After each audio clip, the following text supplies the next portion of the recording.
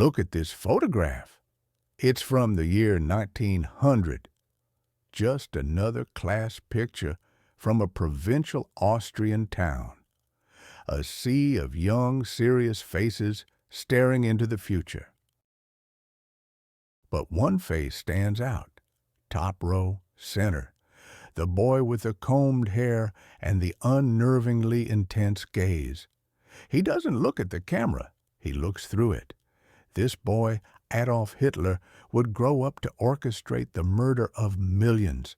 But the evil we associate with his name wasn't born in a trench or a beer hall. To understand the monster, you have to understand the child, and the story of that stare begins not on a battlefield, but in his own home. The town of Leonding, near Linz, Austria. The turn of the 20th century. On the surface, it's a picture of provincial calm. A quiet life for a retired civil servant. That man is Alois Hitler. At 52, he has left his post as a customs official. He has a pension, a young wife, Klara, and a son. He should be content. But Alois is not a man built for contentment. He is a man built of rage. His retirement hasn't brought peace. It has simply trapped his family in a smaller cage with him. The authority he once wielded over subordinates at the border now has only one target, his household. His world is one of rigid, unbending order. Dinner is at a precise time. Shoes are cleaned to a specific standard. Every aspect of life is a rule to be enforced. And the primary enforcer is his voice, a low rumble that promises violence. The secondary enforcer is his hand, his belt, or a willow switch. For young Adolf, home is not a sanctuary. It's a minefield. Every day is a test of survival. The sound of his father's footsteps on the floorboards is a signal to become invisible. A dropped fork at the dinner table could trigger an eruption. A poor mark in his schoolbook is not a disappointment, it is a declaration of war. Alois sees his son not as a child, but as a failed investment, a block of wood that refuses to be carved into his own image. He wants Adolf to follow in his footsteps, to become a respectable, disciplined civil servant, a cog in the imperial machine. But the boy resists. This is his first rebellion, a quiet, stubborn war fought on the pages of his notebooks. He neglects the subjects his father values, like mathematics and history. Instead, he draws. He fills margins with sketches of buildings and landscapes. He dreams of being an artist. In his mind, this isn't just a hobby. It's a destiny. A way to prove he is not the dull, ordinary functionary his father wants him to be. He is special. He is a genius in waiting. To Alois, this is more than disobedience. It's an insult. Art is for bohemians, for failures, for the weak. Imagine the tension in that house. A father whose entire identity is built on discipline and control. A son whose only escape is into a world of undisciplined fantasy. The clash is inevitable, and it is violent. Accounts from Hitler's own writings and from the memories of others paint a chilling picture. The daily beatings were a ritual. They weren't for a specific transgression. They were a general principle of education. Alois would beat his son for perceived laziness, for a defiant look, for simply existing in a way that displeased him. One evening, the conflict reaches a peak.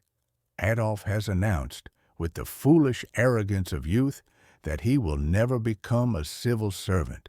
He will be a great artist. For Alois, this is the final straw. He sees this not as a dream, but as a personal rejection of everything he stands for. The beating that follows is methodical, brutal, and cold. It's not a flash of temper. It's a lesson being hammered into flesh. The boy is knocked to the floor. The blows continue. His mother, Klara, tries to intervene, to shield him, but she is powerless against her husband's fury. She can only watch in horror. This kind of abuse does more than leave bruises. It rewires the brain. A child's mind is wired for connection and safety, especially with a parent.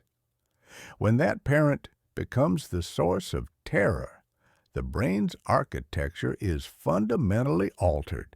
The fight-or-flight system, meant for short bursts of danger, becomes a constant state of being.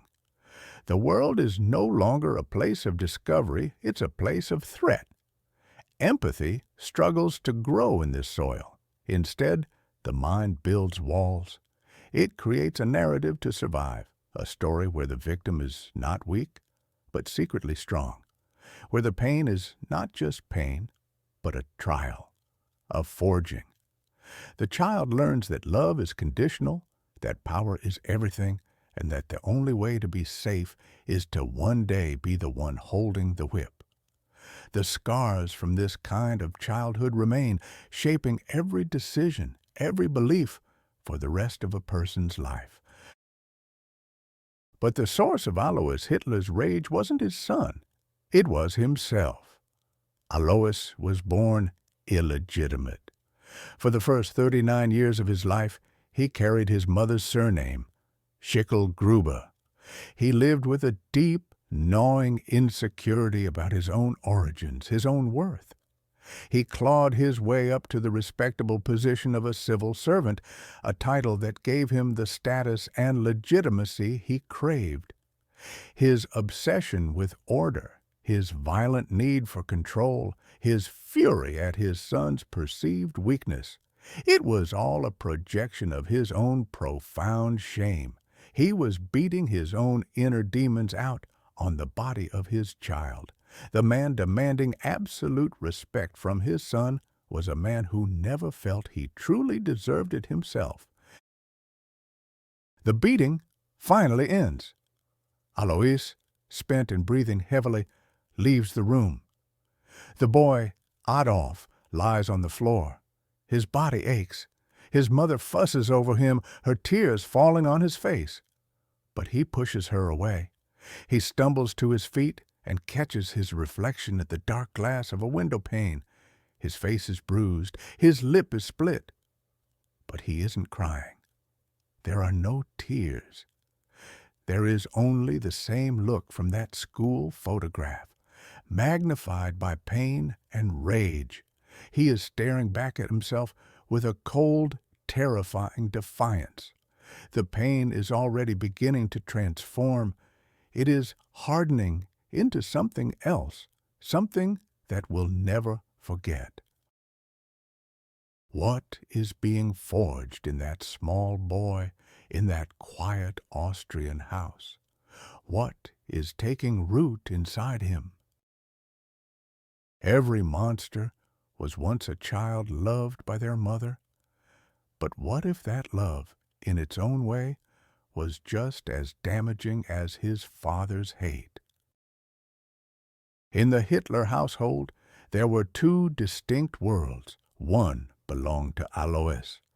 It was a world of leather straps, of angry shouts that rattled the window panes, of a heavy hand that fell without warning. This world left its mark in the bruises that patterned young Adolf's skin. But when Alois left the room or stormed out of the house, another world would emerge. This was Klara's world. It was a world of quiet whispers, of a cool cloth on a feverish brow, real or imagined, of a secret piece of cake saved from dinner. While Alois sought to beat his son into a shape he could recognize, a future civil servant, a respectable man, Klara sought only to soothe his wounds. She was the safe harbor in the perpetual storm of his father's rage. Adolf a quiet and sullen boy, quickly learned the geography of this emotional landscape. He understood his father's rage was a force of nature to be endured, but his mother's love was a resource to be managed. He learned that a timely cough or a complaint of a headache could become a shield. Klara would rush to his side, her face etched with worry, insisting to Alois that their son was a delicate child who couldn't handle the stress of school. For Klara, this was an act of protection. She was defending her beloved son from a harsh father and a harsher world. She had already lost 3 children in infancy before Adolf was born. This boy was her miracle, her everything. Every cry was a potential tragedy, every sigh a symptom. She wrapped him in a cocoon of devotion, insulating him from consequence. Adolf's school performance was poor. His teachers reported him as stubborn, lazy, and resentful of authority. When Alois heard these reports, his fury would erupt. He saw his own ambition for his son turning to ash. He would demand Adolf study harder, apply himself, forget his foolish dreams of becoming an artist. But after the shouting was over, Klara would slip into Adolf's room. She would find him sketching in a notebook, and instead of scolding him, she would look at his drawings with pride. She used her meager housekeeping money to secretly buy him paper and pencils, funding the very rebellion her husband was trying to crush. In this dynamic, a dangerous lesson was being taught. Adolf learned that he didn't need to meet the world's expectations or earn respect. If he failed, if he was criticized, it wasn't his fault. It was because the world was cruel, because others didn't understand his special genius. His mother's love was the ultimate proof. She saw the real him. She knew he was destined for greatness. Everyone else was simply wrong. Psychologists call this kind of unconditional, uncritical adoration narcissistic supply. It's the constant stream of attention and validation a narcissistic personality requires to feel whole. Klara Hitler, in her desperate attempt to love and protect her son, became his primary source. Her love wasn't teaching him resilience. It was teaching him that he was the center of the universe. It wasn't teaching him empathy. It was teaching him that only his own suffering mattered. Every time she defended him, she reinforced the idea that he was a victim, a misunderstood genius, surrounded by lesser beings. Klara's love wasn't malicious. It was born of grief and a deep, genuine affection. But it was a love without boundaries, without demands for accountability. It created a psychological fortress inside her son, a place where no criticism could penetrate, where self-pity festered, and where a sense of grandiose entitlement grew unchecked. He was perfect in her eyes, and he began to believe that any world that didn't see him as perfect was fundamentally flawed. Alois saw this bond and he hated it. He mocked Adolf, calling him a mama's boy, a weakling who hid behind his mother's skirts. He tried to drive a wedge between them, but his only tool was blunt force. His cruelty only made Klara more protective and drove Adolf deeper into his internal world of fantasy, a world where he was the hero and his father was the villain. The family was caught in a toxic spiral, tightening with each passing year. Adolf was trapped between a father he hated and a mother whose love was crippling him. Then, one morning, in January of 1903, the dynamic shattered forever. Alois Hitler was taking his usual morning walk to the local inn. He sat down, ordered a glass of wine, and collapsed. A sudden, massive pleural hemorrhage. He was dead before a doctor could arrive. The tyrant was gone. The source of the fear, the shouting, the beatings, had been silenced. At the funeral, Klara was devastated, a widow at 42 with 2 young children still at home.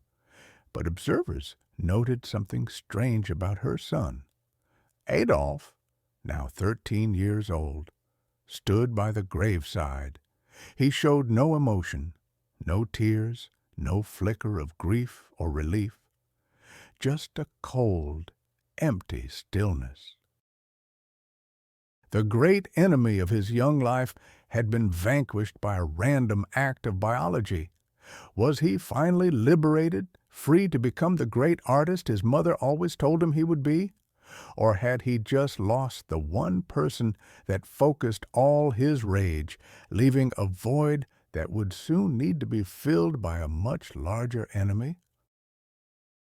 He dreamed of being a great artist. In reality, he was a failing student, not because he was stupid, but because he had already decided he was a genius. And a genius does not need to be taught. After his father's death, the iron grip on Adolf's life was gone. The family moved to a modest apartment in Linz, a larger, more vibrant city. For the 16-year-old, this was freedom. The path his father had beaten into him, a respectable career as a civil servant, was now just a fading memory. He was finally free to pursue his real destiny. Or so he thought. His mother, Klara, enrolled him in the local secondary school. It was a second chance, an opportunity to get the education he needed for any kind of future. But Adolf didn't see it that way. For him, school wasn't an opportunity. It was a prison. It was the last remnant of his father's world, a world of rules, bells, and boring practical knowledge. He was determined to burn it to the ground. His performance wasn't just poor. It was an act of sabotage. He would sit in the back of the classroom, his mind miles away, sketching Wagnerian opera sets in the margins of his mathematics textbook. He stared out the window, redesigning the city of Linz in his head, transforming its humble buildings into monumental temples of German art. He was present in body, but his spirit was already living in a fantasy of his own creation. Teachers found him impossible. He wasn't a disruptive troublemaker in the usual sense. He was sullen, arrogant, and contemptuous. If a subject failed to capture his imagination, he simply refused to engage. Mathematics and French were meaningless obstacles, and he failed them consistently. History and geography, however, were different. He devoured them, but only on his own terms. He would argue with the history teacher, correcting him on the finer points of German military victories, delivering his points not as a student, but as a lecturing authority. He didn't want to learn history. He wanted to approve of it. His classmates kept their distance. They saw a pale, intense boy who spoke in monologues and flew into sudden, spittle-flecked rages over minor disagreements. He had no interest in their games, their friendships, their simple teenage lives. He saw them as part of the herd, the mediocre mass he was destined to rise above. He walked the streets of Linz alone, his coat collar turned up, cultivating the image of the misunderstood artist. He needed an audience, but he found none. Until one day he did. His name was August Kubizek, A quiet, aspiring musician from a working-class family, he was everything Adolf was not: diligent, humble, and practical. They met while competing for standing room tickets at the opera. Adolf, as usual, launched into a long, passionate lecture about the music of Richard Wagner. Kubizek was mesmerized. He had never met anyone with such intensity, such absolute certainty. He became Adolf's first and only friend, his perfect audience of one. Kubizek's memoirs, written years later, provide an unparalleled window into the mind of the teenage Hitler. He describes a boy who was pathologically unteachable. Adolf viewed any instruction as an insult. To be taught something implied a deficiency in his own knowledge, an idea his burgeoning narcissism could not tolerate. He didn't learn from books. He plundered them for facts that supported the grand theories already forming in his head. He would drag Kubizek on long, rambling walks, lecturing him for hours about art, architecture, and the future of the German people. He redesigned the entire city of Linz, sketching out grand boulevards and colossal public buildings on scraps of paper. He wrote an entire opera, complete with a libretto and set designs, despite having no formal musical training. Kubizek listened, rapt. He saw a genius at work. What he was actually witnessing was the rehearsal for a lifetime of self-deception. Imagine knowing someone so convinced of their own brilliance that they refuse to learn anything new. Someone for whom every conversation is a lecture and every disagreement is a personal attack. This was Adolf Hitler at 17. His mind was becoming a closed loop, an echo chamber where his own grand ideas and simmering resentments bounced back and forth, growing louder and more distorted with each repetition. The school system, of course, had no place for such a student. His final report card was a catastrophe. He failed German, mathematics, and stenography. The school advised him to leave. He agreed with pleasure. In his mind, it wasn't a failure, it was a liberation. He had successfully defied his dead father's will. He had proven he was too special for their small-minded system. He walked out of the school gates without a diploma, without a trade, and without any prospects for a normal future. He had won his war against mediocrity, and the prize was a life with no foundation. He was now a self-proclaimed artist, living at home, supported by his indulgent mother and a small orphan's pension. He spent his days reading, drawing, and dreaming. But the real world was beginning to press in. His rebellion had left him at a dead end. His grand artistic destiny felt no closer. He was a general with no army, a genius with no masterpiece. Then, at this precise moment of crisis, the one pillar holding up his fragile world began to crumble. His mother Klara, his protector, his enabler, the only person who believed in his specialness without question, fell ill. A persistent cough, a pain in her chest. The doctor's diagnosis was delivered in a hushed, somber tone: terminal breast cancer. The boy who rejected all authority, who saw himself as a force of nature above the petty concerns of humanity, was about to lose his only supporter. He was about to face a force he could not lecture, could not dominate, and could not bend to his will. The self-made Superman was about to face the simple, brutal reality of death. Before he designed a new order for Germany, he was designing fantasy opera houses. Inside Adolf Hitler's imagination, he was already a hero. a figure of destiny, waiting for the world to catch up. His stage was not yet a political rally, but the cheap upper gallery of the Linz Landestheater. And his audience was just one person, a quiet, aspiring musician named August Kubizek. For the young Hitler, school was a prison of mediocrity, run by fools who failed to see his genius. The real education happened at night, under the gaslights of the theater. He would drag Kubizek along, his only friend, the only person willing to listen. They would sit in the worst seats they could afford and watch the grand, thunderous operas of Richard Wagner unfold. For Kubizek, it was about the music. For Adolf, it was something else entirely.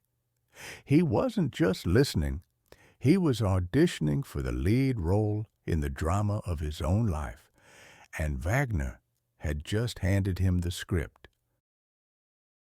The final curtain would fall, but for Hitler, the performance had just begun. They would walk out into the cold night air of Linz, the quiet provincial streets, a jarring contrast to the mythic worlds they had just witnessed. And then the monologue would start. Kubizek later recalled one night with particular clarity, after a performance of Wagner's Rienzi, an opera about a common man who rises to lead his people only to be betrayed. The air was damp, the cobblestones slick with mist. Adolf stopped abruptly on a bridge overlooking the Danube. He grabbed Kubizek's hands. His eyes, usually sullen and distant, were burning with an intensity that frightened his friend. He didn't just speak, he declaimed. He spoke of a new order for Germany. He described a special mandate he would one day receive from the people to lead them out of their misery. He wasn't a teenager talking about a dream. He was a prophet revealing a destiny that had been shown to him. Kubizek stood there, mesmerized and terrified, watching a friend possessed by a force he could not name. A boy channeling the power of the orchestra into a blueprint for a future no one else could see. This was the pattern, the opera, then the sermon. Adolf would pace the streets for hours, redesigning the city in his mind with Kubizek as his silent disciple. Linz was too small, too boring, too unworthy of his presence. It needed to be torn down and rebuilt in his own image. Back in his small rented room, these verbal fantasies took physical form. He would spend entire nights hunched over a drawing board, ignoring his failing grades, ignoring everything but the world he was creating with pencil and paper. And what a world it was! His sketches from this period reveal a chilling vision. He didn't just draw a new bridge over the Danube. He drew a monument of granite and steel, a colossal structure flanked by towering statues of Teutonic heroes. It was a bridge designed not for people to cross, but for the parades of a future empire to march over. He redesigned the local museum into a vast, cold gallery, a temple to Germanic art. Every line he drew was grandiose, out of scale, and utterly devoid of human warmth. His architecture was not for living in. It was for being intimidated by. It was the physical expression of a personality that could only conceive of power, not of people. To understand how a young man's mind could leap from opera fan to fantasy architect of a new Reich, you have to understand what he heard in that music. Wagner's work was a potent and dangerous cocktail. It wasn't just stories of gods and heroes. In the soaring violins and triumphant horns, Adolf heard the call of a pure mythic Germany, a nation of destiny, waiting to be reborn. This music gave his own feelings of being special, of being misunderstood, a grand historical justification. But there was another, more sinister ingredient mixed into this powerful sound. Wagner was not just a composer. He was a prolific writer of essays filled with virulent nationalism and anti-Semitism. In his writings, he argued that Jewish influence was a corrupting force in German art and society. For a lost, angry young man searching for answers, this was a revelation. His own personal failures, his rejection by the establishment, his inability to fit in, it wasn't his fault. There was an enemy, a conspiracy of lesser people holding back geniuses like him. Wagner's music provided the heroic soundtrack, and his essays provided the villain. The opera was no longer an escape from reality. It was becoming a lens through which to interpret it. And just as this fantasy world reached its most intense, brutal reality came crashing through the door. His grand designs for Linz, his lectures on Germanic destiny, all of it stopped. His mother, Klara, was sick. The doting, overprotective woman who was the sole source of unconditional love in his life was diagnosed with breast cancer. The vibrant, heroic world of Wagnerian opera dissolved into the quiet, sterile atmosphere of a sick room. The family doctor, Eduard Bloch, was called. He was a respected physician in Linz, known for his dedication especially to his poorer patients. The Hitler family was not wealthy, but Dr. Bloch treated Klara with unwavering care. The air in the small apartment grew thick with the smell of iodoform, a harsh antiseptic used in the painful daily treatments. Adolf, the would-be architect of empires, was now just a terrified son. He watched Dr. Bloch work, his face a mask of anxiety. He would help the doctor, holding his mother's hand, fetching clean cloths, listening intently to every instruction. He expressed his profound gratitude over and over. In his eyes, this doctor was a savior, the only man who could hold back the darkness. This man, Dr. Eduard Bloch, the trusted family physician to whom Adolf Hitler looked with desperate hope, was Jewish. The contradiction is staggering. The young man absorbing an ideology that painted an entire people as a corrupting poison was now placing all his faith in a member of that very group. The hero of his Wagnerian fantasies was supposed to fight against the forces Dr. Bloch represented, but in the quiet, desperate reality of his mother's room, theory collapsed. There was only a dying woman, a devoted son, and a kind doctor trying to ease her pain. How does a mind like Adolf's process such a profound conflict? The answer would shape everything to come. In 1907, Adolf Hitler's world collapsed. The death of his mother wasn't just a personal tragedy. For the 18-year-old who saw himself as a misunderstood genius, it severed his last tie to normal human empathy. It was the end of his audience. The diagnosis came in January: breast cancer. The family doctor, Eduard Bloch, a respected Jewish physician in Linz, delivered the news with as much compassion as he could. The prognosis was grim. Klara Hitler, the quiet, unwavering center of her son's universe, was dying, and Adolf, the lazy student and aspiring artist, transformed. He became the model of a dutiful son. He took over the household, managed the finances, cooked and cleaned. But most of all, he nursed his mother with an obsessive, almost theatrical devotion. Imagine the scene. in that small Linz apartment, the air thick with the smell of iodoform, the harsh antiseptic used in the painful treatment Dr. Bloch administered daily. Adolf would be there, changing her dressings, fluffing her pillows, reading to her for hours. He would rearrange the furniture, hoping a slight change might bring a moment of comfort.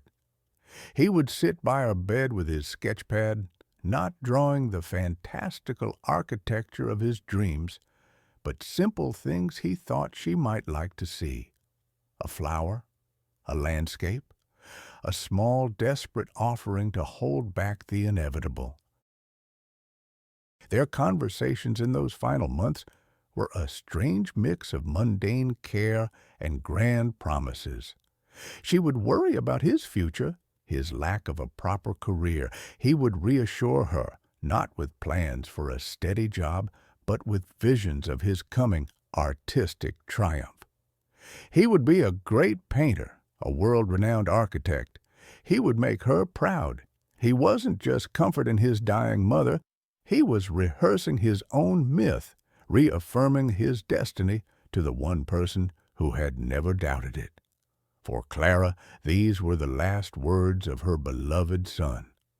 For Adolf, it was a performance for an audience of one. The end came just before Christmas. On the morning of December 21st, Klara Hitler died. Dr. Bloch was there. He would later write that in his long career he had never seen anyone so prostrate with grief as Adolf Hitler. The boy's face was gaunt, his eyes hollow. He held his mother's hand until it grew cold. His world, the only world that had ever truly mattered to him, had ceased to exist. The funeral was a small, bleak affair. A few relatives gathered in the winter chill. His younger sister Paula, just a child, and his half-sister Angela cried quietly, their sorrow contained. Adolf's was not. His grief was a public spectacle.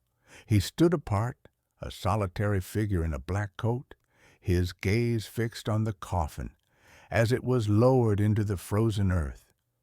He seemed to be performing the role of the grieving son for a much larger audience than the handful of people present. After the service, he sought out Dr. Bloch. He didn't just thank him. He grabbed the doctor's hands, looked him in the eye, and declared, "I will be grateful to you forever." It was a grand, dramatic pronouncement, the kind of line you'd hear in one of his beloved Wagnerian operas. But was this profound grief or something else?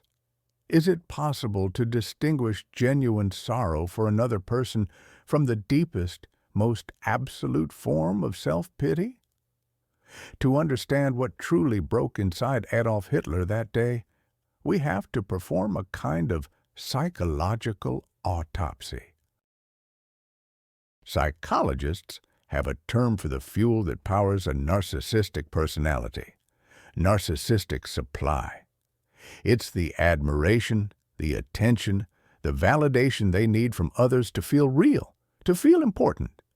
It's not a preference. It is a fundamental requirement of their existence. Without it, they collapse. For 18 years, Klara Hitler had been Adolf's primary, unwavering, and unconditional source of narcissistic supply. She was not just his mother. She was his mirror, a mirror that always reflected the image he so desperately needed to see: a special boy, a misunderstood genius, a future great man destined for glory. Everyone else, his father, his teachers, his peers, showed him a reflection he couldn't stand: a failure, a dropout, an angry and unremarkable boy. But Klara's mirror was always perfect. Her death did not just rob him of a mother, it shattered his mirror. The grief he displayed, the profound sorrow that so impressed Dr. Bloch, was very real. But he wasn't mourning Klara, the person. He was mourning the loss of the only one in the world who affirmed his grandiose self-image. He was mourning for himself. In the weeks that followed, a paralyzing inertia took hold. He was now officially an orphan. He wandered the empty apartment in Linz, a ghost in his own life.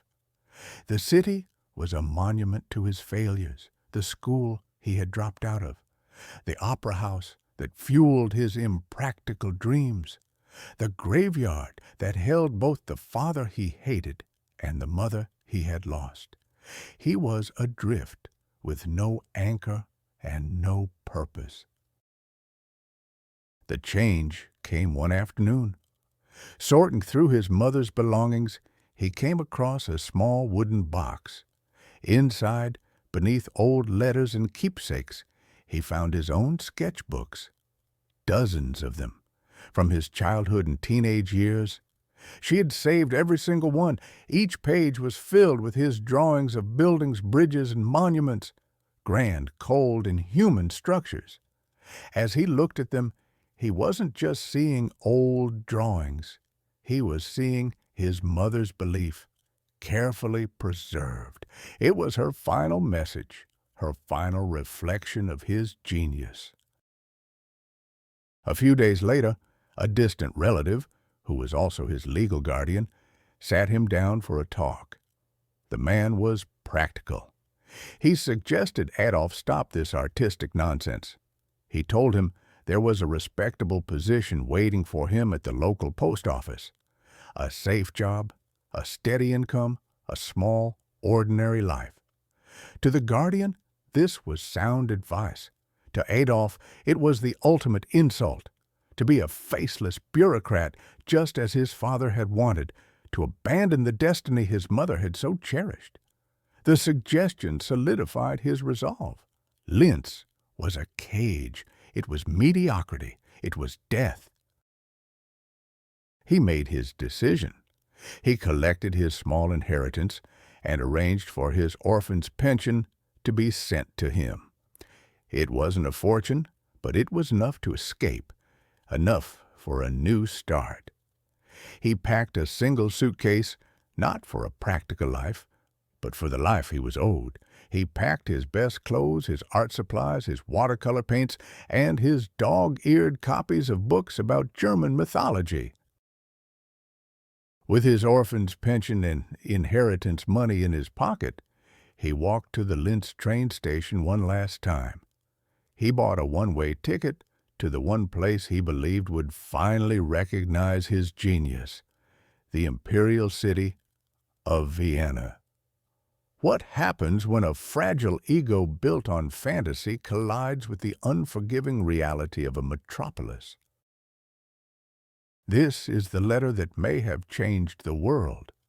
A single sheet of paper from the Vienna Academy of Fine Arts, containing just one word that mattered. A word stamped onto a young man's soul. Unsatisfactory. Before this letter, there was hope. A dream. After this letter, the path of history began to curve slowly, almost imperceptibly, toward darkness. The year is 1907. Adolf Hitler, 18 years old, steps off the train at Vienna's Westbahnhof station. He is an orphan, but not a pauper. His mother's inheritance and a state pension fill his pockets. This isn't a desperate flight from poverty, it's an arrival. In his mind, he is not some provincial boy gawking at the capital. He is the next great master, come to claim his throne. Vienna itself was a city of breathtaking contradictions. For every gilded opera house, there was a slum teeming with misery. For every waltz echoing through a ballroom, there was the bitter rhetoric of politicians on street corners. It was the cultural heart of a dying empire, a place of immense beauty and deep, festering resentments. Hitler saw only the beauty. He walked the Grand Ringstrasse, past the palaces and museums, not as a visitor, but as a future architect surveying his canvas.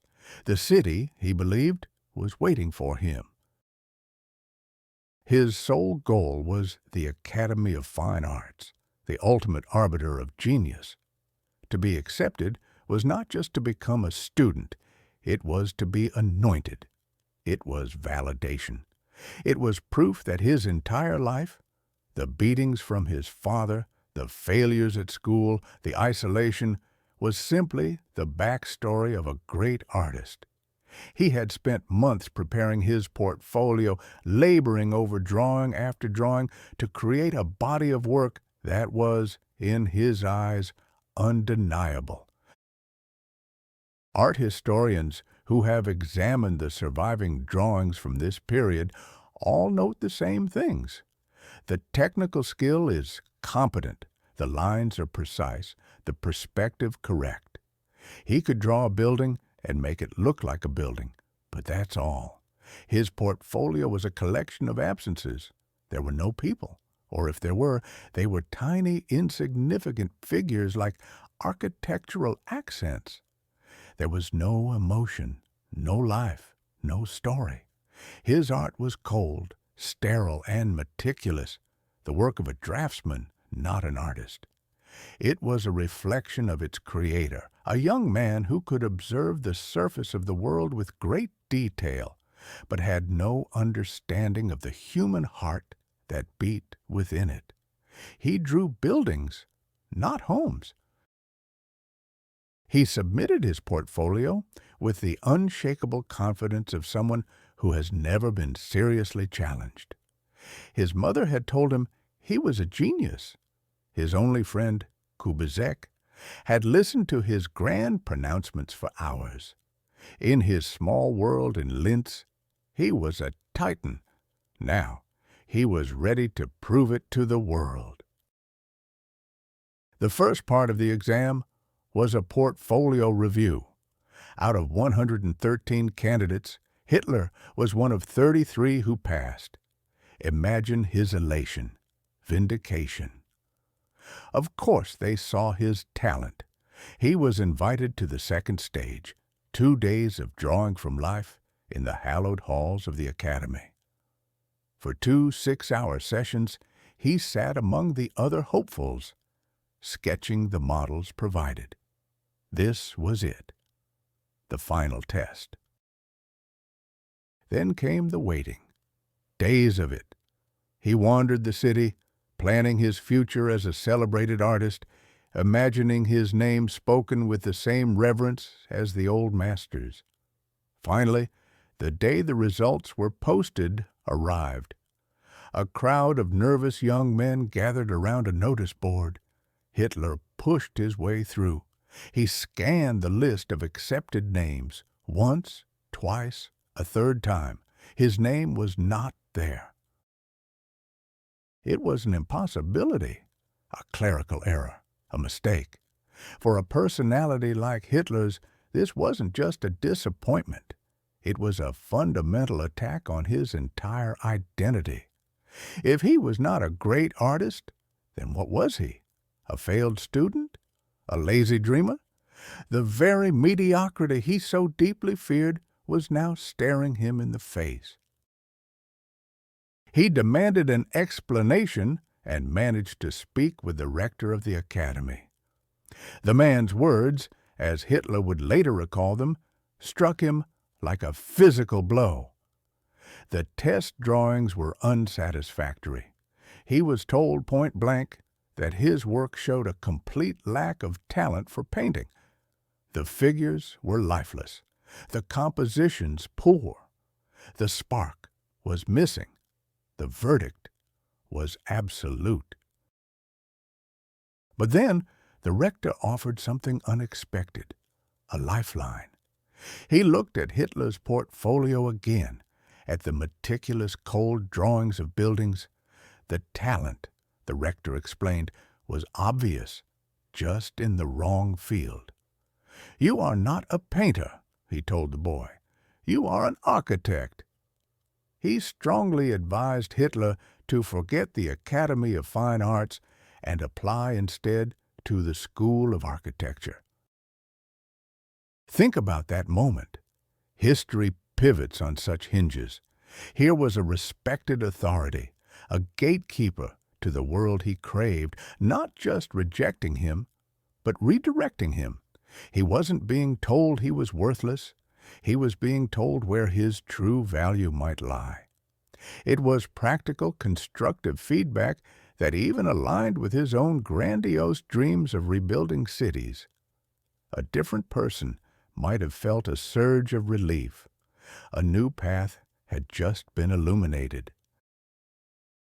But Adolf Hitler was not a different person. His narcissistic mind likely filtered the feedback through a lens of persecution. They were too blind to see his painterly genius. Still, the idea took root. Architecture. Yes, he could be a great architect, a builder of monuments. It was a grand enough destiny to salvage his shattered ego. He would show them all. He would enroll in the School of Architecture and become the greatest builder Austria had ever known. He went to make inquiries. He found out the admission requirements. And there he confronted a wall he had built himself, brick by brick, years before. To enter the School of Architecture, an applicant needed a matura, a high school leaving certificate, the very diploma he had arrogantly and willfully refused to earn back in Linz. The piece of paper he had scorned as a symbol of the drab, bureaucratic life his father had wanted for him. His youthful rebellion, his act of spite against a dead man's wishes, had just slammed the door on his last best hope. The past had reached out and strangled his future. He was trapped by his own pride. This time, it was worse. He wasn't just rejected, he wasn't even allowed to try. The year before, there had been a flicker of hope. He had sat the exam, been judged, and found wanting. A painful verdict, but a verdict nonetheless. This time, the gates of the Academy of Fine Arts weren't just closed, they were bolted shut before he even reached them. The official's words were clipped, bureaucratic and final. His portfolio was not sufficient to be admitted to the examination. There would be no test, no second chance. There was nothing, just the cold Vienna street and a folder of drawings that now felt like a stack of tombstones. To understand the depth of this final blow, we have to go back through the year that separated the first failure from this absolute humiliation. 1907 bled into 1908. For Adolf Hitler, it was a year of suspended animation, a year of drifting. He didn't enroll in another school. He didn't seek an apprenticeship. He didn't practice his craft or try to learn from his mistakes. He simply waited. He believed his genius was a self-evident truth, and the world had simply made a clerical error. An error it would soon correct. His days were a routine of aimless wandering and grandiose pronouncements. His only companion, August Kubizek, was his captive audience. Imagine a typical evening. The two young men, barely out of their teens, sit in the cheapest seats of the magnificent Vienna State Opera. The music of Wagner washes over them. For Kubizek, it's a sublime artistic experience. For Hitler, it's a political rally. He doesn't just hear the music. He sees himself in the heroic sagas of ancient German gods and knights. He sees a world of struggle, destiny, and overwhelming will. After the performance, they would walk out onto the grand Ringstrasse, the circular boulevard of the empire's capital.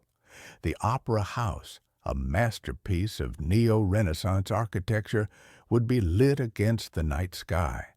Kubizek might offer a comment on the soprano's performance.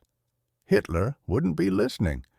he would be staring at the building itself, his eyes narrowed in judgment. "It's all wrong," he'd begin, his voice low and intense. "The proportions are weak. The ornamentation is decadent. It lacks a soul, Gustl. It has no force." And then the monologue would begin, an unhinged torrent of architectural criticism and personal fantasy. He would gesture wildly at the building, redesigning it in the air with his hands. He described a new opera house, a monument of granite and steel, a temple to the Germanic spirit stripped of all frivolity. He spoke of vast halls and towering columns that would make men feel small, that would crush them with the weight of a powerful, unified destiny. Kubizek would just nod along. He had heard it all before. This was his friend, the misunderstood artist. He didn't see the chilling emptiness in these visions.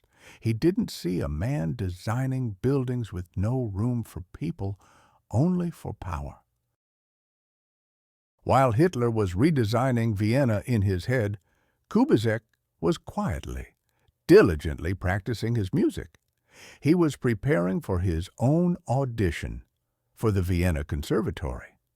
He worked for hours every day, his focus sharp, his goal clear.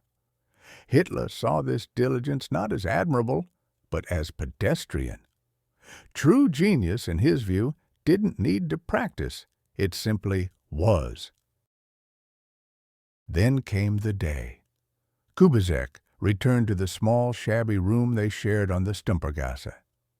In his hand, he held a letter, an official envelope from the conservatory.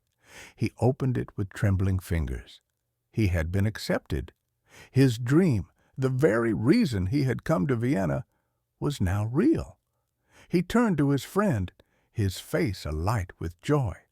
"Adi, I got in. I've been accepted." There was no reply.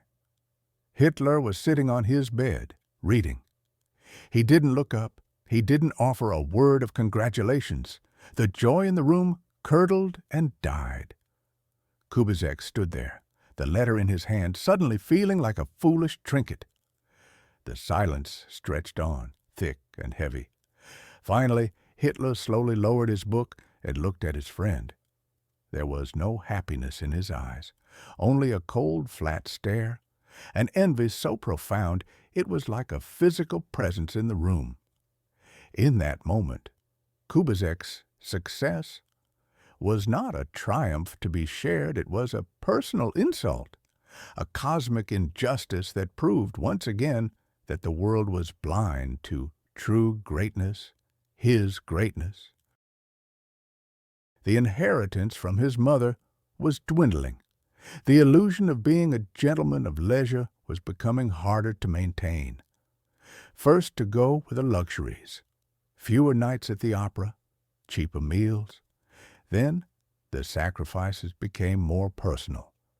He began selling his beloved books, a volume of poetry, a history of German architecture. Each sale was a small, quiet surrender. He would take the worn copy to a second-hand bookseller, haggle over a few crowns, and walk away with a little less of his fantasy world and a little more of the cold cash he needed to survive. Soon they had to leave the room on the Stumpergasse for a cheaper, smaller, darker lodging. The real world, with its practical demands and indifference to his dreams, was closing in.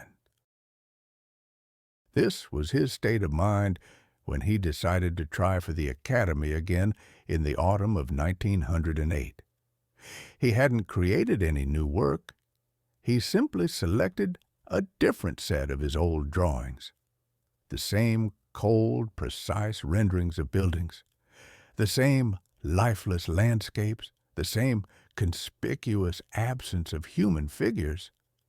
He walked to the academy not with the nervous hope of a young artist, but with the grim determination of a man demanding a debt be paid.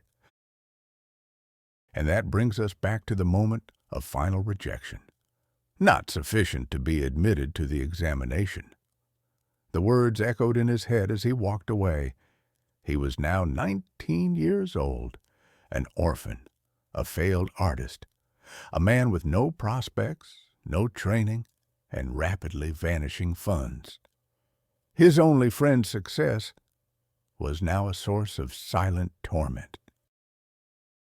A normal person might have accepted the verdict. They might have questioned their own talent or chosen a different path. But Adolf Hitler's psyche was not built for self-reflection.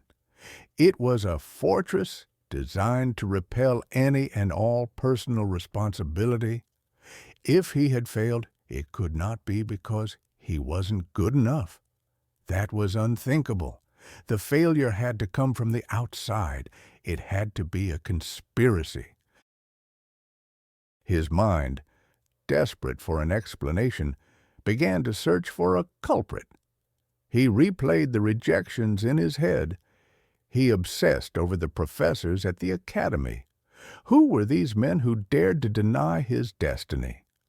And here his searching mind found a detail it could latch onto, a piece of information that, for him, would explain everything.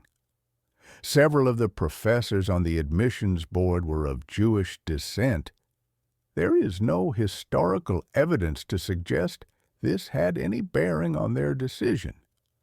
Their judgment was based on the portfolio in front of them, a portfolio that was, by all academic standards, mediocre. But for a mind already primed with the casual anti-Semitism of the era, a mind incapable of admitting fault, this was not a coincidence. It was the key. It was no longer about his art. It was about his identity. They hadn't rejected his drawings. They had rejected him. They had seen his pure Germanic genius and, out of jealousy and malice, had conspired to destroy it. The failure was no longer a source of shame. It was a badge of honor. He was not a victim of his own limitations. He was a martyr, struck down by a shadowy, powerful enemy. With every door to his artistic dream now bolted shut, Hitler was left with nothing but a festering rage and a new terrible theory that explained everything, a theory that needed a villain. And in the dark corners of Vienna, he was about to find one. From aspiring artist to homeless drifter. In the gutters of Vienna, Hitler's personal hatreds were about to find a political vocabulary. The second rejection from the Academy of Fine Arts wasn't just a closed door. It was a judgment. The world of art, the only world he truly respected, had looked at him and found him worthless. His mother's inheritance, once a small fortune, was now a dwindling pile of coins. His grief, once a shield, had become a heavy coat he couldn't take off. Vienna, in 1909, was a city of brutal contrasts. For every gilded opera house, there were 1,000 freezing tenement rooms. For every waltzing aristocrat, 100 men huddled in doorways. Adolf Hitler was about to learn this lesson firsthand. His money ran out faster than he could have imagined. First, he stopped buying drawing supplies. Then he started skipping meals. The landlord of his small, respectable room began knocking on the door with increasing impatience. He sold his possessions one by one, his books, his smart winter coat, sold in the middle of a biting autumn. Each sale stripped away another piece of his identity. He was no longer the aspiring artist from Linz. He was just another young man with no job, no prospects, and a rapidly emptying wallet. The eviction notice was the final, inevitable blow. He packed his few remaining belongings, a portfolio of rejected drawings, some worn clothes, and walked out into the street with nowhere to go. For a few nights, he tried to maintain the illusion of control, sleeping on park benches, wrapping himself in newspapers to fight the creeping cold. He'd watch the well-dressed citizens of Vienna pass by, their faces indifferent. Every carriage that rolled past, every warm light in a window, felt like a personal insult. The city he had dreamed of conquering had conquered him. It had chewed him up and spit him out onto the cold stone. Hunger is a powerful motivator. It erases pride and shame. Soon, the park bench was no longer an option as the Viennese winter closed in. He heard whispers of a men's shelter in the district of Madling, a place for the destitute, the alcoholic, the completely broken. It was rock bottom, and so the man who dreamed of rebuilding cities walked through the doors of a place built to house human ruins. Imagine the scene, a vast cavernous room filled with rows of simple cots, the air thick with the smell of unwashed bodies, cheap soup, and despair. Here, everyone was equal in their misery, former clerks, failed craftsmen, seasonal laborers without work, and among them a strange, silent young man with burning eyes who clutched a portfolio of architectural drawings like a holy text. He kept to himself at first, sitting on his cot for hours, staring into space, his face a mask of simmering resentment. This was a critical moment in his psychological development. For most people, an experience like this is humbling. It forces a confrontation with one's own failures and can build empathy for the suffering of others. You would think that sharing a bowl of thin soup with other forgotten men would soften a person's heart. But for Adolf Hitler, the opposite happened. His arrogance didn't just survive the shelter, it mutated and grew stronger. Why? For a personality built on a fragile narcissistic foundation, admitting personal failure is psychic death. It's an impossibility. If he wasn't a misunderstood genius, then he was nothing. A failure, just as his father had always said he would be. To avoid that conclusion, his mind performed a desperate act of self-preservation. He constructed a new reality. Eyewitnesses from the shelter would later recall a bizarre transformation. The quiet, sullen boy would suddenly erupt, leaping to his feet to lecture. He delivered long, rambling monologues to anyone trapped in the room with him, talking about the decay of the empire, the weakness of politicians, the corruption of modern art. In his mind, he wasn't a failure. He was a victim. He wasn't incompetent. The system was rigged. And he began to name the architects of this system. He had always held a vague provincial prejudice, common in the Austria of his time. But here, in the shelter, surrounded by failure, that prejudice found a focus. He devoured the cheap, inflammatory political pamphlets that circulated on the streets of Vienna. They gave him a vocabulary for his rage. They offered a simple, powerful explanation for everything that had gone wrong in his life. It was a conspiracy, a vast international plot. His inability to become a great artist, his poverty, the decay he saw all around him, it all had a single, sinister cause. He wasn't just Adolf, the failed painter. He was a prophet, seeing a truth that these other poor souls were blind to. His personal humiliation was recast as a noble struggle against a hidden enemy. Most of the men in the shelter ignored him. They saw a strange, unkempt young man with wild eyes, shouting about things that had no bearing on their next meal. They dismissed him as a crank, a madman. But one man was watching. He wasn't listening to the content of the tirades. He was observing the performer. His name was Reinhold Hannisch. Hannisch was a drifter, a petty con man, a quintessential survivor. He was clever, cynical, and had an eye for an opportunity. He saw Hitler not as a prophet, but as a peculiar asset. He saw the portfolio of drawings Hitler guarded so jealously. They were cold, yes, lifeless, but they were technically competent, looking like the postcards tourists bought in the city center. Hannisch approached him one evening, not with derision, but with a business proposal. He looked at Hitler, then at the drawings. A sly smile crossed his face.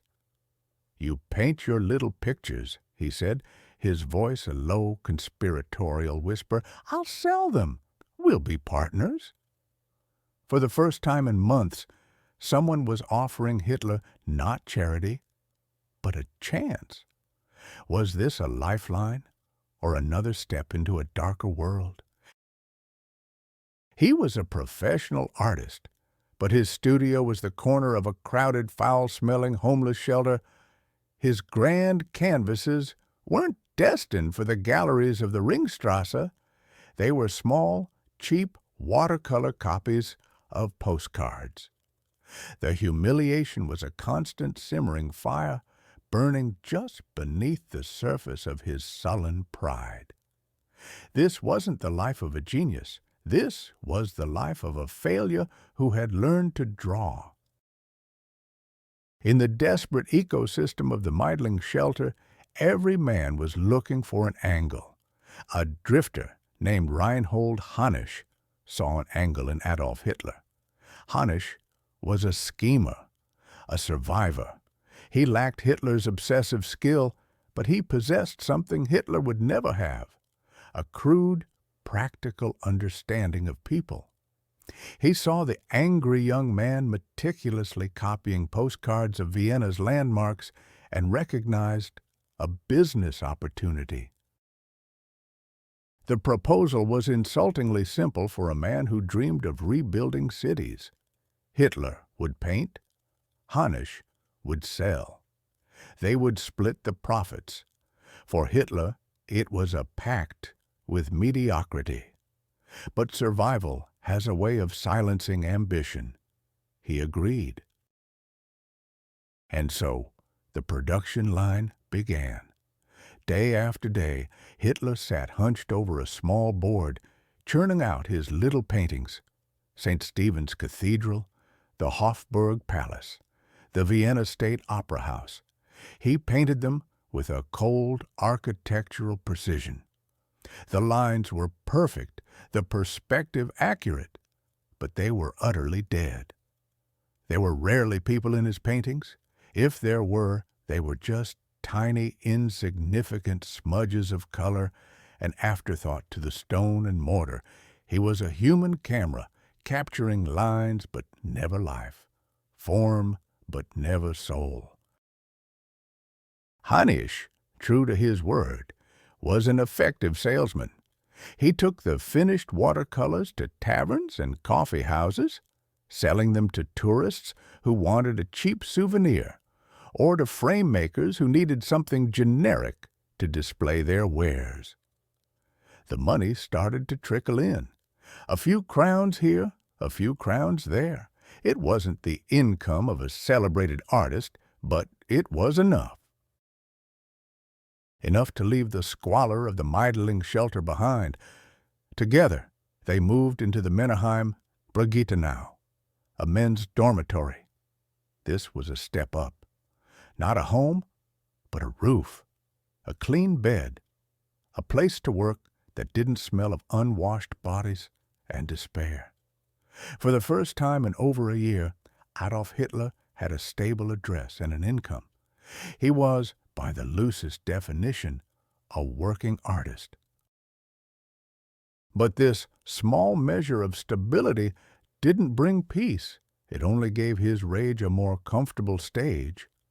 In the dormitory's reading room, surrounded by other men down on their luck, Hitler found his first real audience. He would hold court for hours, not conversing, but lecturing. He launched into long, rambling monologues about the decline of the Habsburg Empire, the corruption of art, the genius of Richard Wagner, and the failings of democracy. The other men mostly ignored him. To them he was just another crank, a loud mouth with grand theories to explain his own misery. They sneeringly called him the gentleman, mocking his threadbare coat and superior airs. He was a joke, but he didn't see the mockery. He only saw an audience. He was rehearsing, honing the theatrical rage that would one day captivate a nation. He was learning that if you speak with enough conviction, some people will listen, not because you make sense, but because the certainty itself is mesmerizing. The partnership with Hannes continued. Hitler painted, Hannes sold. But a dark paranoia was taking root. He was the genius, the creative force. Hannes was just a salesman, a parasite feeding on his talent. He began to suspect he was being cheated, meticulously calculating the cost of paints and paper, then grilling Hannes on the sale price of every single postcard. The fragile trust between them dissolved into suspicion. The breaking point wasn't some grand betrayal. It was pathetic, trivial. It was over a single painting. Hannes sold a cityscape and, according to Hitler, kept a larger share of the profit than they had agreed upon. We aren't talking about a fortune. We're talking about a few crowns, the price of a meal, an amount most people would argue about and then forget. But Adolf Hitler did not argue, and he never forgot. He saw this not as a simple dispute over money, but as a profound act of treachery, a stab in the back. Hannes had violated their sacred bond, treating him, the superior artist, like a common fool.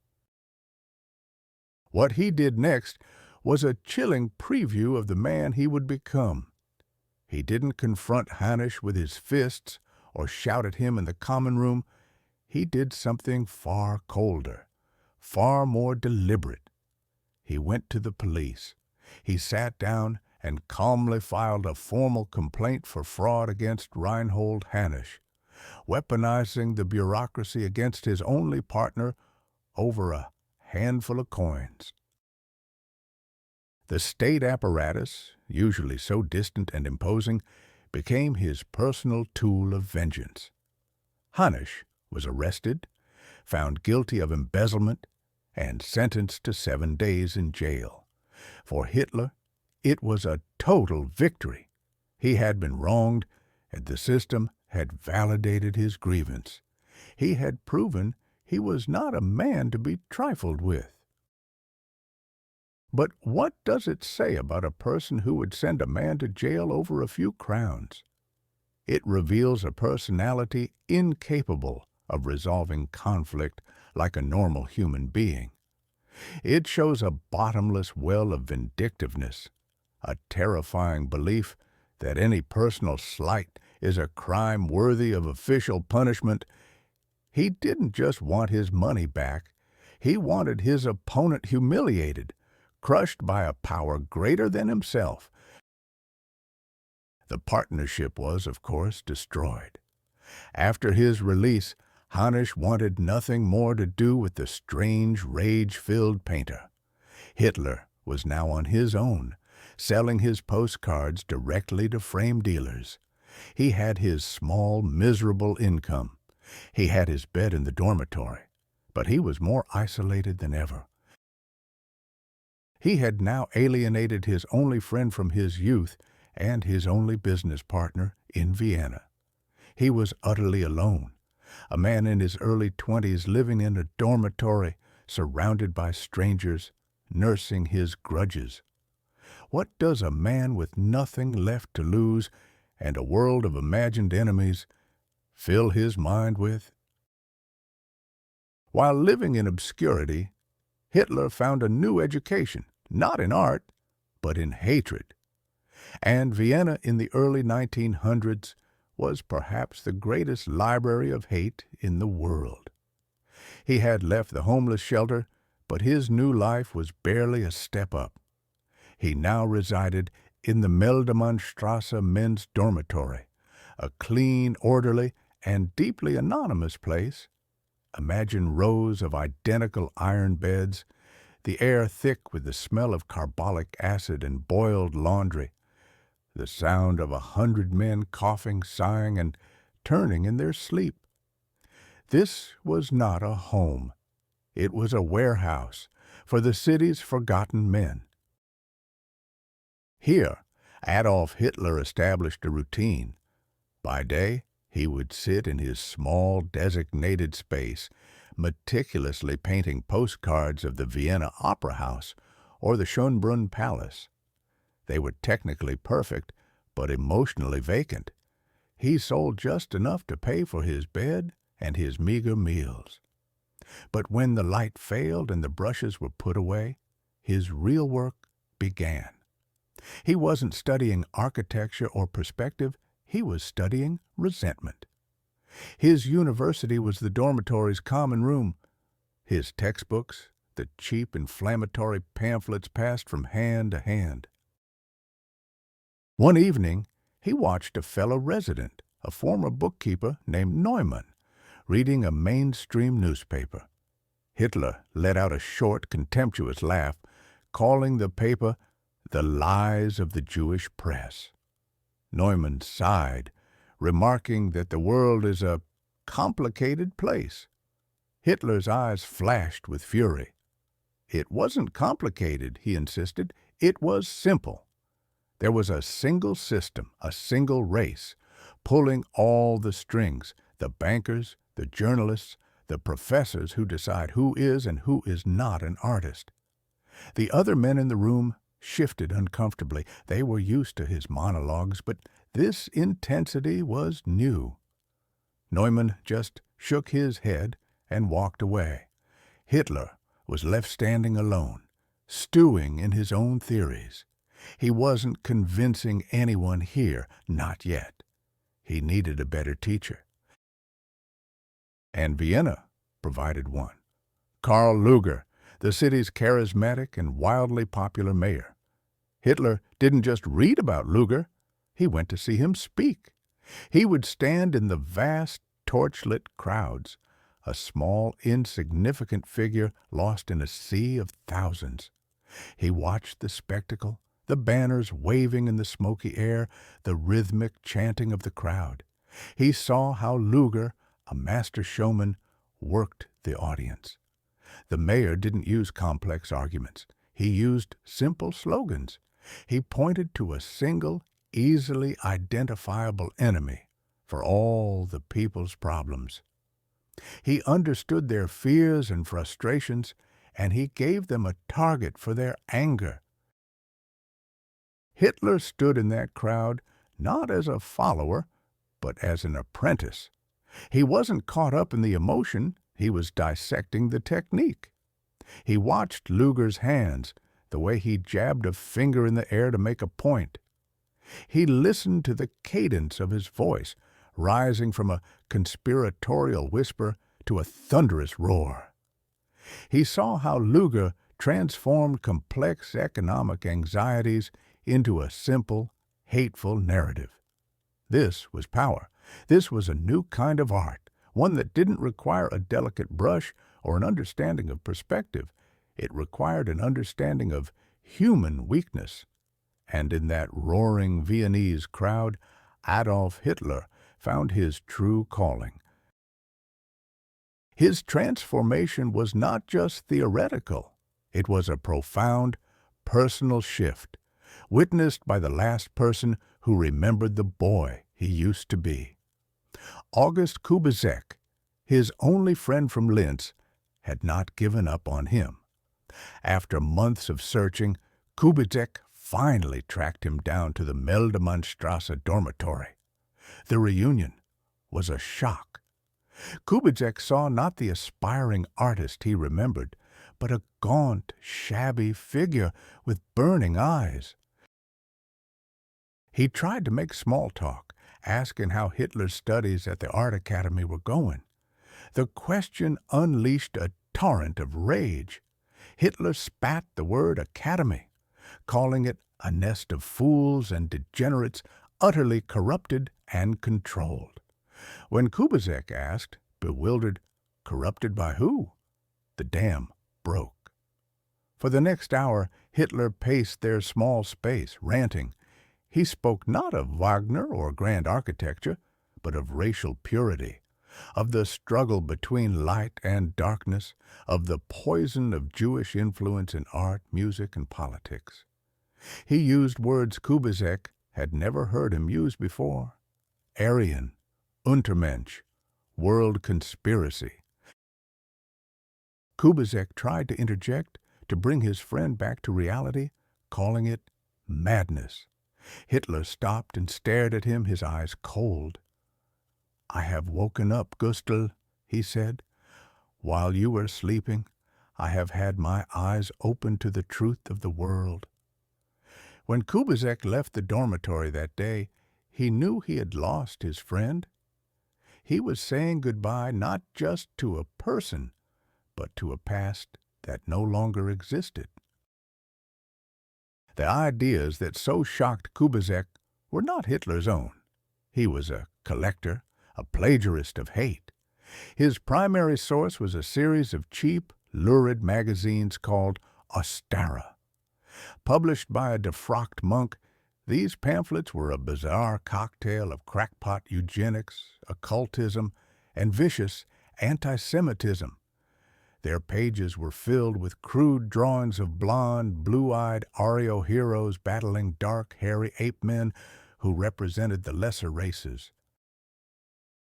It was here, in the gutter press of Vienna, that Hitler found the building blocks of his entire ideology. A historian can take a copy of an Ostara pamphlet from 1909 and lay it side by side with a page from Mein Kampf, written 15 years later. The echo is undeniable. The pamphlet speaks of the urgent need to prevent the heroic blonde race from being subverted by the moneyed, dark-haired powers. Mein Kampf speaks of the need to defend the Aryan race from the contamination of the Jewish money power. The phrasing is different. The core idea is identical. His worldview wasn't born in a moment of evil genius. It was assembled piece by piece from the paranoid fantasies he bought for a few pennies at a Viennese newsstand. He now had a complete system, an explanation for everything. It wasn't his lack of talent that caused the academy to reject him. It was the Jewish professors. It wasn't his own laziness that led him to poverty. It was the Jewish capitalists. Every personal failure, every humiliation was no longer his own. It was a wound inflicted upon him as a representative of his noble race. His private bitterness had found a global, historical stage. The theory was complete. What he needed now was a catalyst, an event so vast, so cataclysmic, that it could turn the private hatred of one failed artist into the marching orders for a nation. In 1913, he fled Vienna, but he took the city's poison with him. He was heading to the one place in the world where his particular brand of hatred would find fertile soil: Germany. Adolf Hitler was 24 years old. For 5 years, the grand capital of the Austro-Hungarian Empire had been his home, his university of resentment. He had arrived a hopeful artist and was leaving a bitter failure. The city hadn't embraced him. It had chewed him up and spit him out into homeless shelters and men's dormitories. In his mind, the reason was clear. Vienna was corrupt. It was a chaotic mix of peoples, a babel of tongues, he called it, a racial swamp. He saw Slavs, Hungarians, Jews, everyone but the pure Germans he idolized. His days were a monotonous loop. He would wake in his small room at the men's home on Meldemannstrasse and paint stiff, lifeless watercolors of Vienna's famous landmarks, buildings without people, streets without life. He would sell them for a few crowns, just enough to survive, and he would read. He devoured the cheap, hateful pamphlets that flooded the city's kiosks. They gave his personal failures a grand cosmic explanation. It wasn't his fault he was poor and unrecognized. It was the fault of a vast conspiracy of international finance, of Judaism, of the Slavic masses polluting the noble German spirit. He was trapped by poverty, by anonymity, and by the borders of an empire he despised. Then, in the spring of 1913, a letter arrived. It was the final installment of his father's inheritance. It wasn't a fortune, but to a man living on the edge, it was a key, a way out. He didn't hesitate. He packed his meager belongings, his paints, his clothes, and his burning resentment, bought a train ticket, and left Austria behind, never intending to return. His destination was Munich, the capital of Bavaria. In his mind, Munich was everything Vienna was not. It was a truly German city, clean, orderly, culturally pure, a city of art, but German art, a city of strength. As the train crossed the border, he felt a profound sense of relief, of coming home to a place he'd never been. He wrote later that these were the happiest days of his life. In Munich, he found a room as a subtenant with a tailor's family, the Pops, and introduced himself as an academic painter. He spent his days much as he had in Vienna, painting architectural scenes and reading. But the air felt different. He felt free from the oppressive, multi-ethnic presence that had haunted him.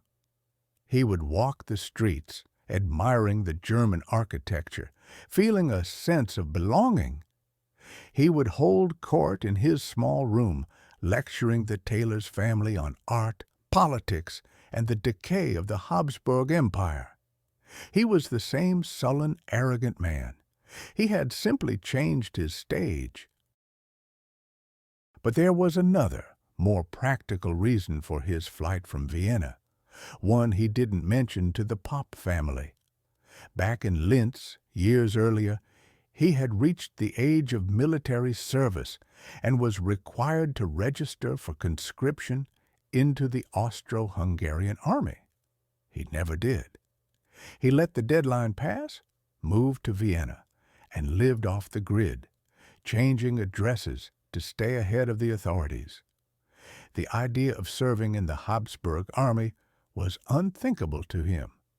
To stand shoulder to shoulder with the very people he deemed inferior, to fight for an emperor and an empire he loathed. It was a violation of his entire worldview.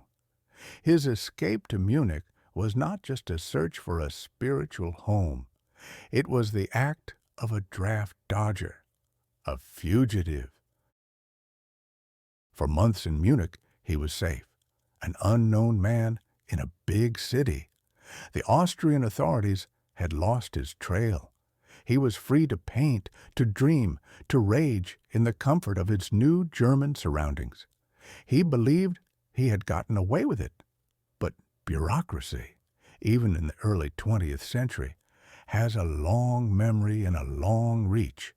The authorities in Linz eventually discovered he had moved. They sent inquiries, and in the cold winter of 1914, his past finally caught up with him. On the evening of January 18th, there was a knock on the door of the tailor shop. It wasn't a customer. It was two officers from the Munich police. They held a warrant for a man named Adolf Hitler, born in Braunau, Austria, an unregistered alien, a suspected deserter. His carefully constructed world of artistic anonymity shattered in an instant. There was no escape. He was arrested. He spent the night in a Munich jail cell. The next day, he wrote a desperate, groveling letter to the Austrian consulate, a masterpiece of self-pity and excuses. He claimed he was too poor to afford the journey back to register. He pleaded that it was all a misunderstanding. He, a respectable academic painter, was a victim of unfortunate circumstances. The letter was a performance, an attempt to talk his way out of the consequences of his own actions. It didn't work. The order was clear. He was to be extradited back to Austria to face the military authorities. Imagine the journey. The man who saw himself as a superior German forced back into the country he had rejected, not as a returning son, but as a common criminal escorted by police.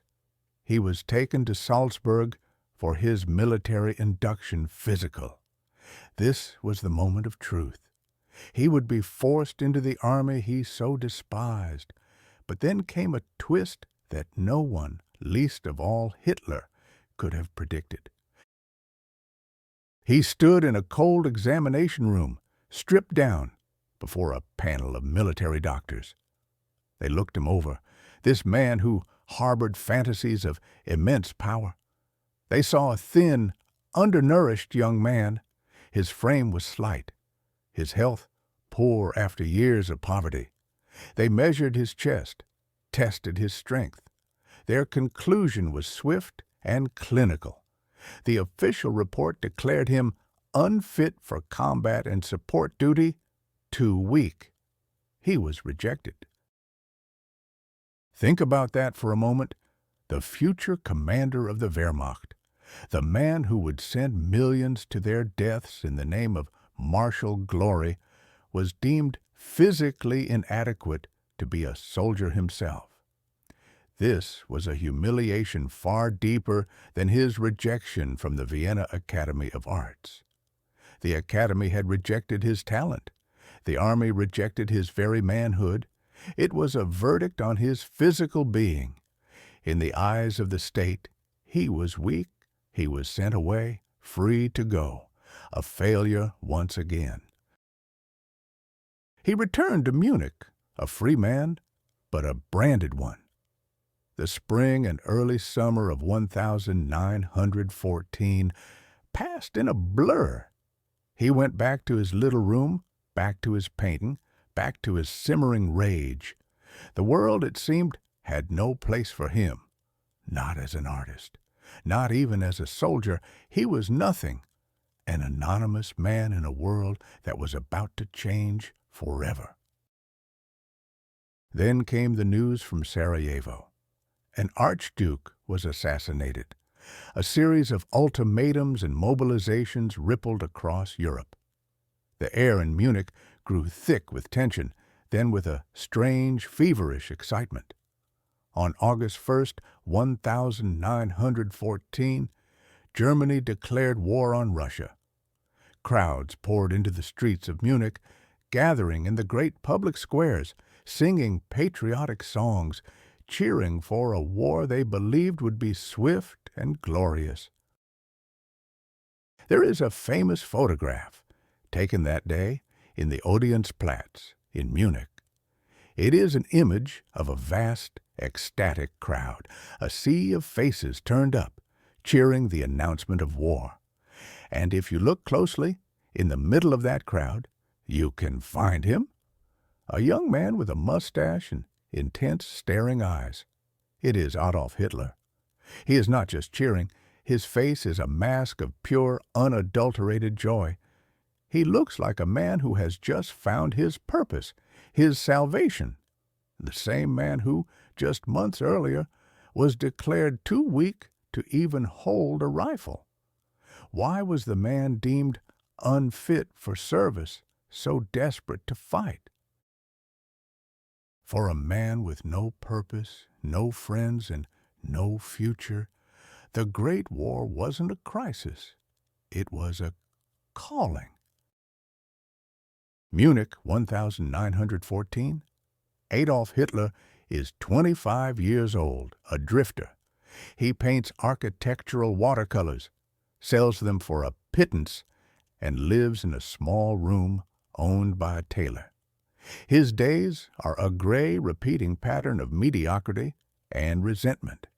He escaped Vienna, but he hasn't escaped himself. He's a man waiting for the world to recognize a greatness that only he can see. Then, on June 28th, a gunshot in Sarajevo echoes across Europe. An archduke is dead, treaties are invoked, armies mobilize. For millions of young men, the news is a death sentence, the start of a nightmare they can't yet imagine. For Adolf Hitler, it's a miracle. He would later write that he fell to his knees and thanked heaven from an overflowing heart. This wasn't a catastrophe. This was deliverance.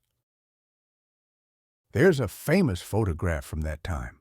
A large crowd gathered in the Odeonsplatz in Munich on August 2nd, 1914, listening to the declaration of war. And there, in the crowd, is a face, young, ecstatic, mouth open in a cheer. It's Adolf Hitler. For the first time in his life, he is part of something larger than his own petty failures. He feels a surge of belonging he has never known. As an Austrian citizen, he shouldn't even be able to enlist in the Bavarian army. But he writes a direct petition to King Ludwig III of Bavaria. Days later, a reply comes. He is accepted into the 16th Bavarian Reserve Infantry Regiment. The failed artist is now a soldier. He is sent to the Western Front, to the mud and blood of Flanders, and here, in the industrial slaughterhouse of the 20th century, the man who couldn't function in civil society finds his home.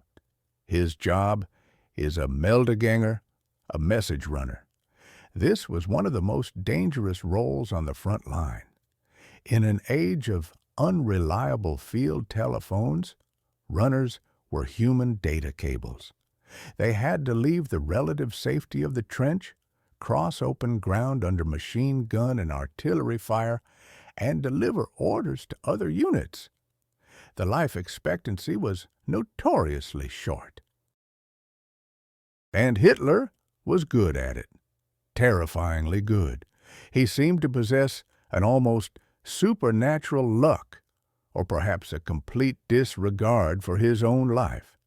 He ran through shelling that leveled entire sections of the trench moments after he passed. He dodged bullets that killed men standing next to him.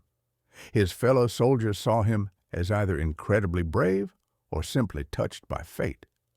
In December of 1914, he's awarded the Iron Cross, Second Class. 4 years later, in the summer of 1918, he received something far rarer for an enlisted man of his rank, the Iron Cross, First Class, an award for exceptional bravery. The recommendation, ironically, was made by his Jewish superior, Lieutenant Hugo Gutmann. Here was the success that had always eluded him. He had a uniform, a mission, a clearly defined enemy. The chaos and death of the trenches provided the rigid structure his own undisciplined personality craved. Every day was a test of survival, and he was passing. He was finally proving his worth. But there's a paradox. A brave soldier, A decorated soldier, yet over 4 years of constant, dangerous service, he was never promoted beyond the rank of Gefreiter. A corporal. Why did this seemingly model soldier never advance? The answer lies not in his military record, but in his character. His superiors saw a man who followed orders perfectly, but they saw no leader. Their reports note that he lacked leadership qualities. He was a good soldier, but a bad comrade. Imagine the scene in the dugout, away from the shelling. The other soldiers would be sharing letters from home, telling crude jokes, drinking, complaining, the normal rituals that build bonds between men in extreme situations. Hitler did none of this. He sat apart, quiet and intense. He didn't smoke. He didn't drink. He never spoke of women. He would receive a piece of cake in a parcel and eat it alone, meticulously. He was often seen with a book or just staring into the distance. His comrades nicknamed him the White Crow, an odd bird who didn't fit in. When he did speak, it wasn't conversation, it was a lecture. He would hold forth on the corrupt politicians back home, the failings of modern art, the grand destiny of the German people. The others would just roll their eyes and move away. Even here, in the one place he had found a purpose, he was an outcast.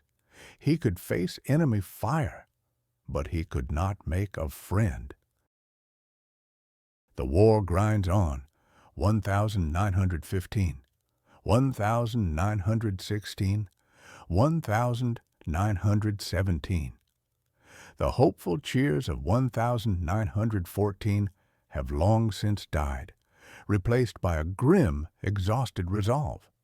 By October 1918, the German war machine is collapsing. The regiment is near Ypres in Belgium. The line is thin. The men are starving. On the night of October 13th, the British launch a major assault, preceded by a heavy artillery barrage. The air thickens with a strange, sweet smell, like bleach and pineapple. A British mustard gas shell explodes near Hitler's position. The pain is immediate, a searing fire in his eyes, his throat, his lungs.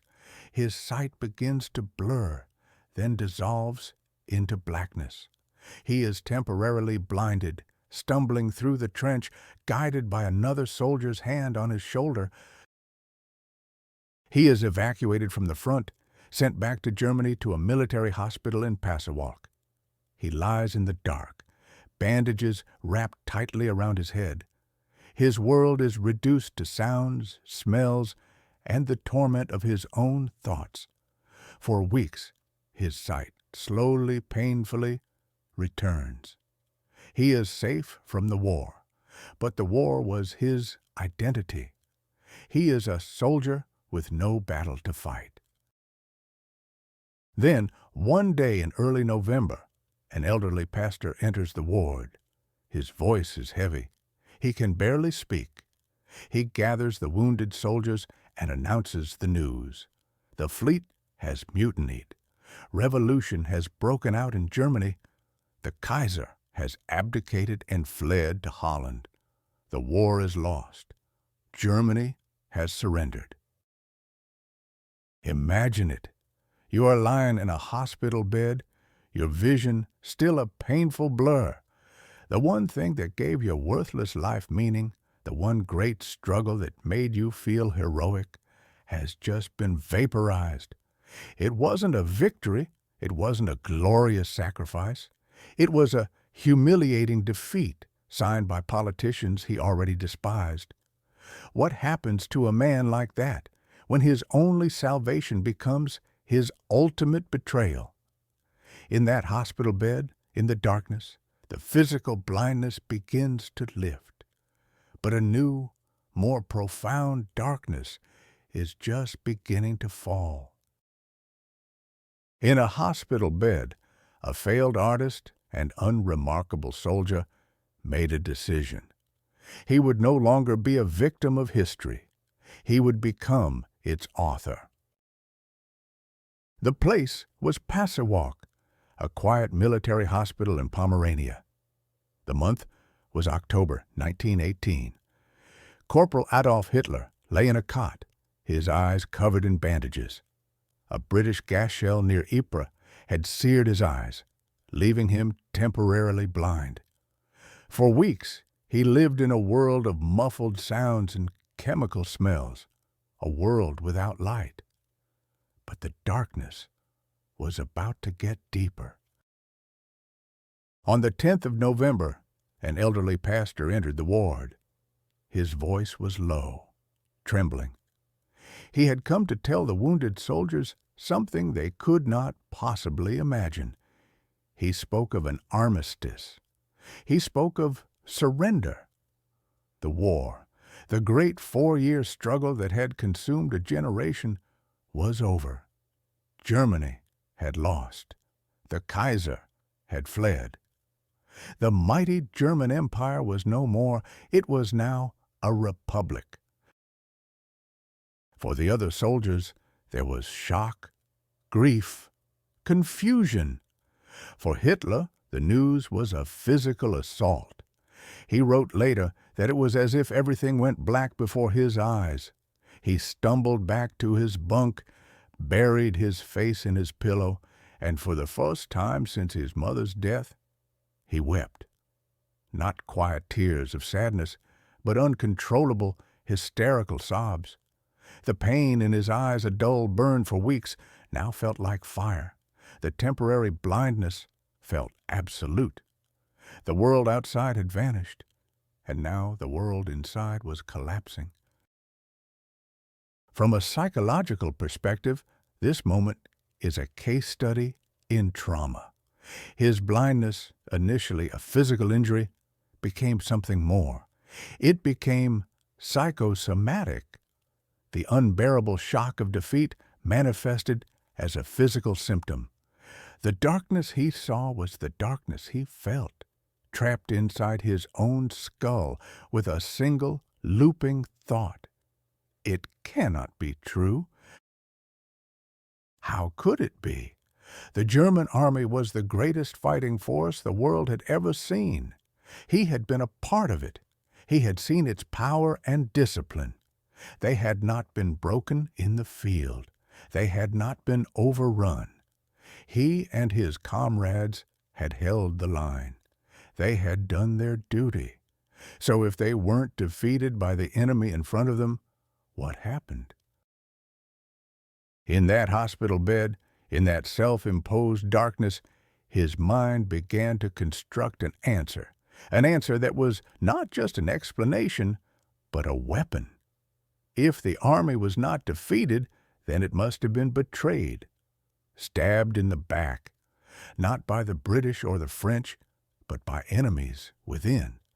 The politicians in Berlin, the Marxists stirring up strikes, the financiers profiting from the chaos, and weaving through it all, the scapegoat that Viennese politics had handed to him years ago, the Jews. This was the birth of his own personal stab-in-the-back myth, and it was so powerful because it was the oldest story he knew. Think back to Vienna and the Academy of Fine Arts. Twice he had stood before its gates, convinced of his own genius. Twice he was rejected. In his mind, it was never because his drawings lacked life or his perspective was flawed. It was because the professors were fools, part of a corrupt system that couldn't recognize true talent. He hadn't failed. He had been betrayed. He was a victim of a conspiracy of mediocrity. Now, in the Passewalk Hospital, that small personal paranoia found a stage worthy of its venom. Germany's story became his story. The German nation was the misunderstood artistic genius. The politicians in Berlin were the blind professors at the academy. The national humiliation of surrender was his personal humiliation of rejection. magnified 1,000,000 times over. His private pathology had found a public cause. The poison that had festered in him for years now had an entire nation to infect. Is it easier to believe your country was betrayed than to accept that it simply lost? For a mind like Hitler's, there was no choice. To accept defeat was to accept that the sacrifice, the struggle, his entire purpose for 4 years was for nothing. It was to accept mediocrity, and mediocrity was the one thing he could not bear. Betrayal, on the other hand? Betrayal implies a villain. It implies a righteous cause that was cheated. It implies a score to be settled. Betrayal creates a mission.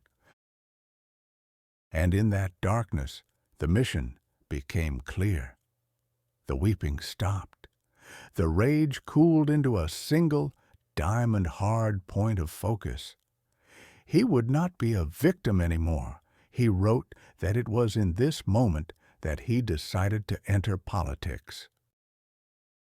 Slowly, as this new purpose crystallized, something remarkable happened. The fire in his eyes began to fade.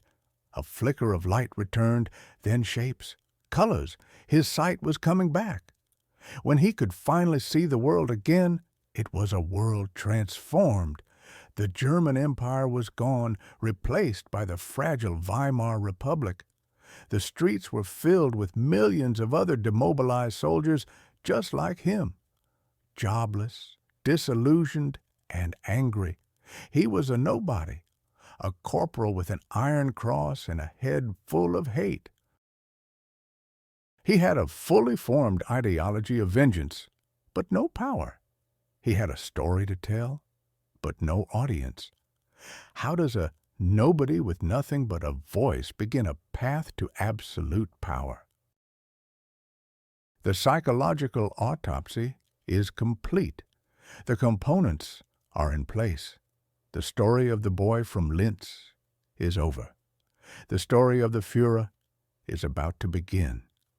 To understand the monster, we must first assemble the pieces. We have followed the trail of evidence from a small Austrian town to the trenches of the Great War. And now we must look at the final, terrifying blueprint of a mind forged in hate. The process began in a house ruled by a tyrant. The foundation was laid with the fists of Alois Hitler. Every blow was more than physical pain. It was a lesson in power, teaching the young Adolf that the world was a brutal place where the strong dominate the weak. This instilled in him a deep, simmering rage against authority, a resentment that would fester for a lifetime. But this brutal pressure was met with an equal and opposite force. Klara. His mother's love was a sanctuary, but it was also a poison.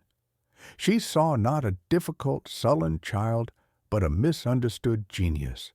She shielded him, doted on him, and convinced him of his own specialness. Alois taught him he was worthless.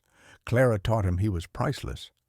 Caught between these two poles, he developed a psyche that craved absolute validation and could not tolerate any criticism. He was a prince in a world of one, his mother's kingdom. This profound narcissism became the lens through which he saw everything. When he failed at school in Linz, it wasn't his fault. It couldn't be. The teachers were fools. The subjects were beneath him. His peers were common and dull. He saw his own deliberate sabotage not as self-destruction, but as a noble rebellion against a system that failed to recognize his greatness. He wasn't failing them. They were failing him.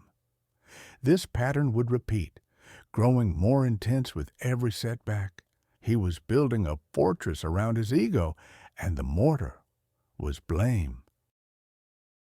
Then came Vienna, the city of his dreams, became the site of his greatest humiliation. The rejection from the Academy of Fine Arts was not a simple failure, it was an existential threat. It was the world telling the self-proclaimed genius that he had no talent. Imagine the shock. The one thing he believed defined him, his artistic soul, was dismissed as mediocre. This was the core wound, a narcissistic injury so deep it would never heal. The world had not just rejected his art, it had rejected him. And a personality like his cannot accept such a verdict. If the world says you are nothing, then there must be something profoundly wrong with the world. In the dark, desperate corners of Vienna, he found the answer. In homeless shelters and men's dormitories, surrounded by other lost and angry men, he found a new education. It came in the form of cheap, hateful pamphlets. The racist theories of Lanz von Liebenfels, the pan-German nationalism of Georg von Schönerer, the populist anti-Semitism of Mayor Karl Lueger. This was the intellectual poison he had been waiting for.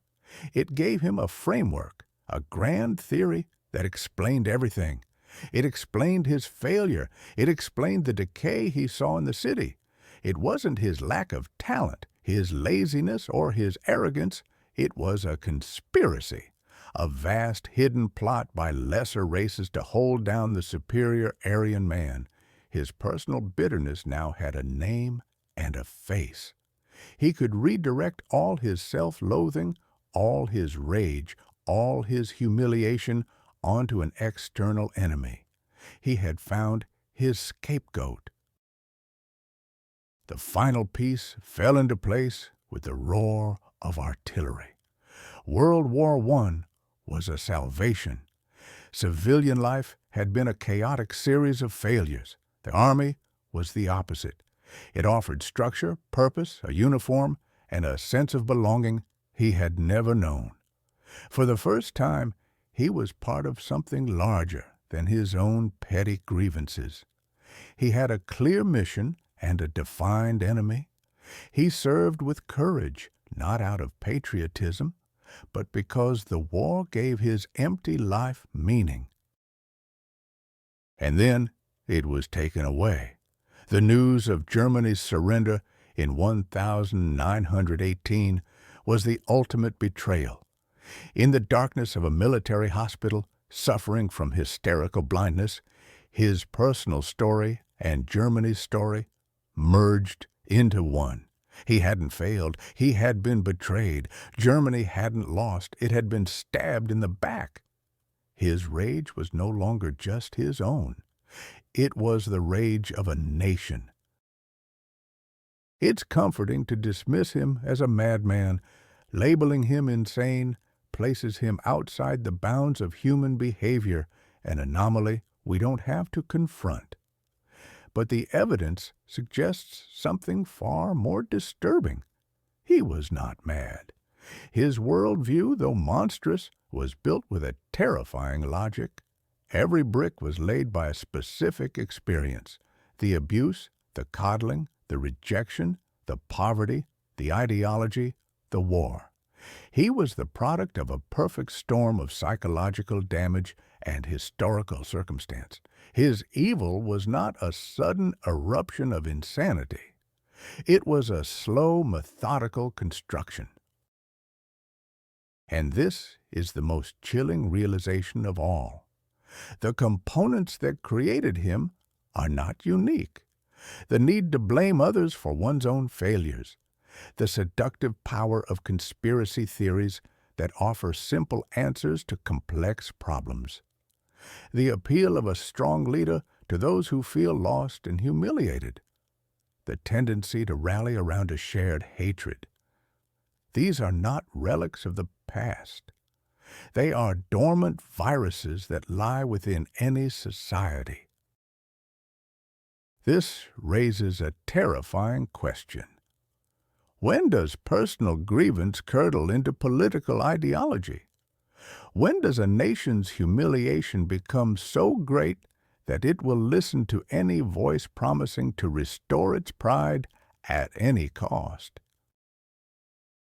The monster was complete. All he needed was an audience. Who would listen